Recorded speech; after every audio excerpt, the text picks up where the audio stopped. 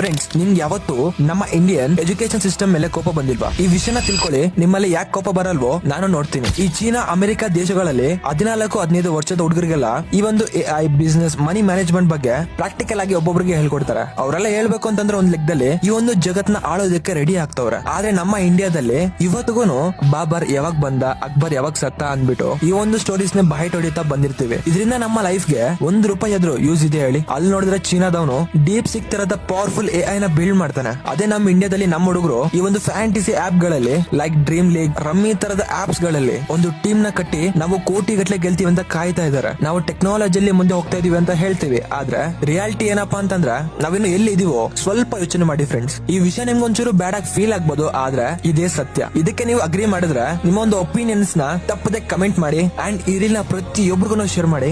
ಈ ತರ ಎಷ್ಟೋ ವ್ಯಾಲ್ಯೂಬಲ್ ಕಂಟೆಂಟ್ ನ ನಿಮ್ಗೆ ತಿಳಿಸಿ ನಿಮ್ಮ ಲೈಫ್ ನಲ್ಲಿ ಗ್ರೋ ಆಗೋದಕ್ಕೆ ನಾನು ಹೆಲ್ಪ್ ಮಾಡ್ತೀನಿ. ಇವಾಗಲೇ ಫಾಲೋ ಹೊಡಿ ಗುರು. ನೆಕ್ಸ್ಟ್ ಟೈಮ್ ನಾನು ನಿಂಗೆ ಯಾವತ್ತೂ ಸಿಗದೆ ಹೋಗ್ಬೋದು.